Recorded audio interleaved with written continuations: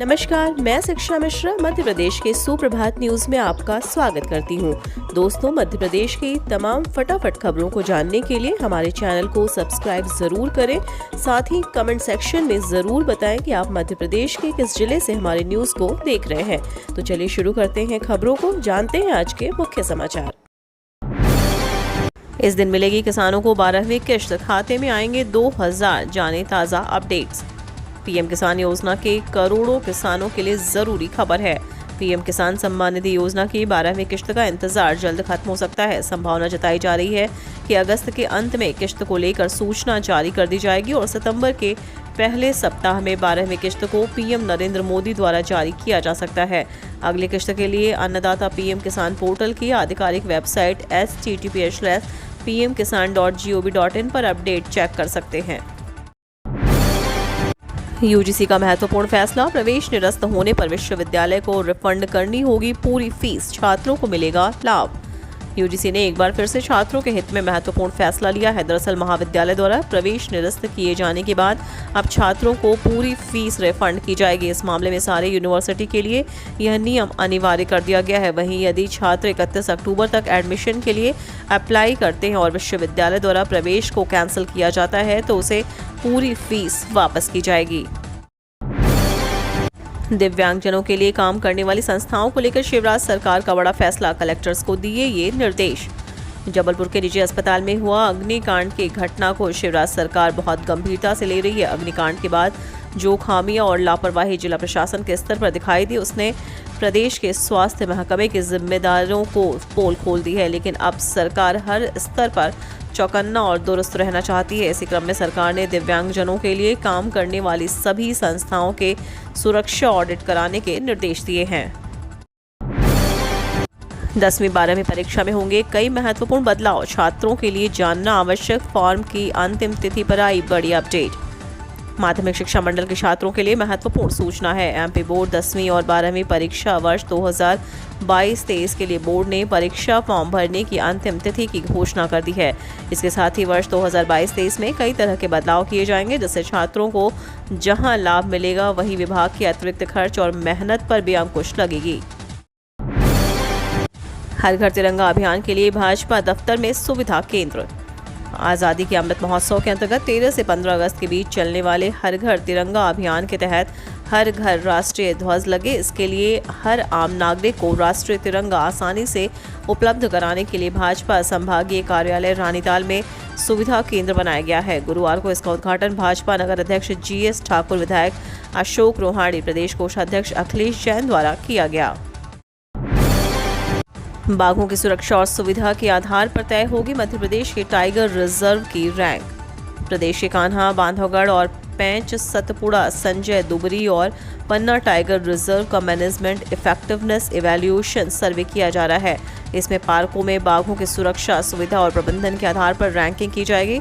सर्वे शुरू हो चुका है। इसमें देखा जा रहा है कि पार्कों में राष्ट्रीय बाघ संरक्षण प्राधिकरण के नियमों का पालन किया जा रहा है या नहीं। पिछले सर्वे वर्ष 2018 में हुआ था, जिसके देशव्यापी रिपोर्ट जारी की गई थी, जिसमें प्रदेश के पेंच टाइगर रिजर्व और केरल के पेरियार पार्क को बराबर अंक मिले थे।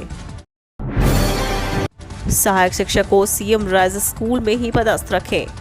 मध्य प्रदेश हाईकोर्ट ने अंतरिम आदेश के जरिए सहायक शिक्षक को सीएम राइज स्कूल में ही पदस्थ रखने की व्यवस्था दी है। इसी के साथ राज्य शासन, लोक शिक्षण आयुक्त सहित अन्य को नोटिस जारी कर जवाब तलब कर लिया गया। न्यायमूर्ति विशाल धगट की एकल पीठ के समक्ष मामले की सुनवाई हुई।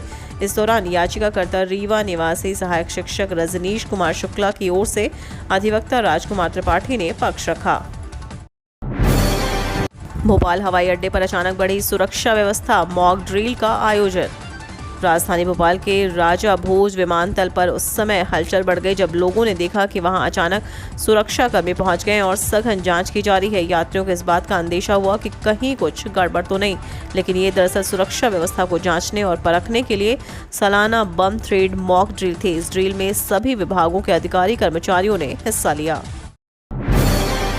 पीएम मोदी पर निशाना साधते साधते ये क्या बोल गए राहुल गांधी, सीएम शिवराज ने किया पलटवार।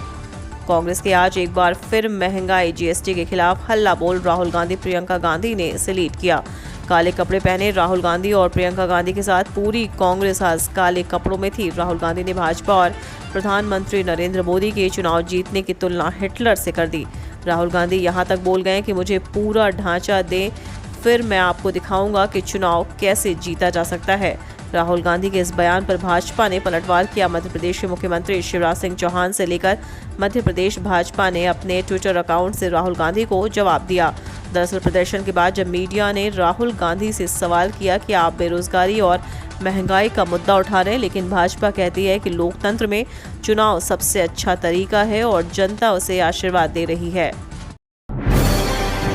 ओमकारेश्वर बांध में लगेगा 278 मेगावाट क्षमता का फ्लोटिंग सोलर संयंत्र। 600 मेगावाट क्षमता की ओमकारेश्वर फ्लोटिंग और परियोजना के पहले चरण में NHDC, AMP एनर्जी और SJVN 278 मेगावाट क्षमता का संयंत्र लगाएंगी, जिससे Madhya Pradesh power management company 3.21 एवं 3.26 रुपए यूनिट की दर से बिजली खरीदेगी।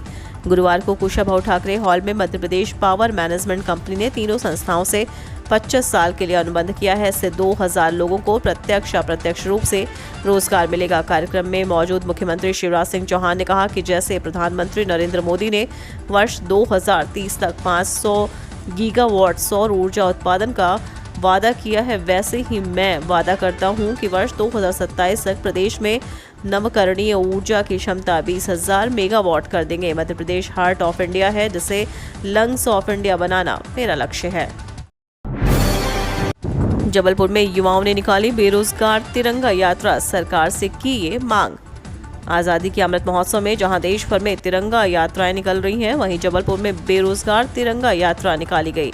सरकारी भर्तियों के इंतजार में ओवर एज हो रहे बेरोजगार छात्रों ने जबलपुर में बेरोजगार तिरंगा यात्रा निकाली। जबलपुर में युवाओं द्वारा निकाली गई तिरंगा यात्रा में प्रतियोगी परीक्षाओं की तैयारी कर रहे छात्र और शिक्षित बेरोजगार बड़ी संख्या में शामिल हुए। मालवीय चौक से निकली बेरोजगारों की तिरंगा यात्रा जिला कलेक्टर कार्यालय तक पहुंची, जहां छात्रों ने अधिकारियों को राज्य सरकार के नाम ज्ञापन भी सौंपे। आखिर क्यों मध्य प्रदेश के सीएम ने बोला पंचायत का फेमस डायलॉग देख रहा है विनोद। केंद्रीय सरकार द्वारा देश भर में भारत को आज़ाद हुए 75 साल पूरे होने आज़ादी का अमृत महोत्सव कार्यक्रम चलाया जा रहा है। ऐसे में हर घर तिरंगा अभियान भी चलाया जा रहा है, जो 13 से 15 अगस्त तक लगातार 3 दिन तक राष्ट्रीय ध्वज फहराया जाएगा। इसके चलते मध्य प्रदेश में भी मुख्यमंत्री शिवराज सिंह चौहान ने लोगों से खून पसीने की कमाई से तिरंगा खरीदने का कह रहे हैं, तो दूसरी तरफ कांग्रेस मुफ्त में लोगों को तिरंगा बांटने की बात कर रहे हैं। इसका ऐलान भी कांग्रेस द्वारा किया गया, जिसके बाद अब सियासत गर्मा गई है। मध्य क्षेत्रीय परिषद की बैठक अब भोपाल में 23 अगस्त को नक्सलवाद, साइबर अपराध सहित कई मुद्दों पर होगी चर्चा। आज रायपुर में होने वाली मध्य क्षेत्रीय परिषद की बैठक अब भोपाल में 23 अगस्त को होगी। केंद्रीय गृह मंत्री अमित शाह की अध्यक्षता में होने वाले इस बैठक में छत्तीसगढ़, उत्तर प्रदेश और उत्तराखंड के मुख्यमंत्रियों सहित अधिकारी शामिल होंगे। बैठक में राज्यों के आर्थिक विकास, सुरक्षा और कानून व्यवस्था जैसे मुद्दों पर चर्चा होगी। एमपी की 394 स्वास्थ्य संस्थाओं को मिलेगा ये अवार्ड, सीएम शिवराज 55 करोड़ रुपए भी देंगे। मध्य प्रदेश की स्वास्थ्य सेवाओं को बेहतर और उच्च गुणवत्ता वाली बनाने के उद्देश्य से लागू कायाकल्प कार्य योजना के तहत हर साल सरकार उन स्वास्थ्य संस्थाओं का चयन करती है जो अच्छी सेवाएं मुहैया कराती हैं। ऐसे संस्थाओं को हर साल सरकार कायाकल्प अवार्ड देती है। इस बार भी 394 स्वास्थ्य संस्थाओं को कायाकल्प अवार्ड के लिए चुना गया है। स्वास्थ्य संस्थाओं में प्रदान की जा रही स्वास्थ्य सेवाओं की गुणवत्ता में सुधार को देखते हुए वर्ष 2021-22 में प्रदेश की 394 स्वास्थ्य संस्थाओं को कायाकल्प अवार्ड दिया जा रहा है। मुख्यमंत्री शिवराज सिंह चौहान 8 अगस्त को कुशाभाऊ ठाकरे हॉल में चयनित स्वास्थ्य संस्थाओं को कायाकल्प अवार्ड प्रदान करेंगे और मिशन सेहत में 55 करोड़ रुपए की राशि शासकीय संस्थाओं के प्रभारियों को सिंगल क्लिक से वितरित भी करेंगे। मानसून के साथ कई सिस्टम एक्टिव, 12 जिलों समेत 4 संभागों में भारी बारिश का अलर्ट, जारी विभाग का पूर्वानुमान। मध्य प्रदेश में एक बार फिर मानसून के एक्टिव होने से बारिश का दौर शुरू हो गया है। वर्तमान में पश्चिमी विक्षोभ के साथ चक्रवातीय घेरा भी बना हुआ है और 7 अगस्त को नया सिस्टम बनने के संकेत हैं, जिससे बारिश की गतिविधियों में तेजी आएगी। एमपी मौसम विभाग ने आज 12 जिलों में भारी बारिश और सभी संभागों में हल्की से मध्यम बारिश की चेतावनी जारी की है। वहीं 11 जिलों में बिजली गिरने और चमकने का भी येलो अलर्ट जारी किया गया है।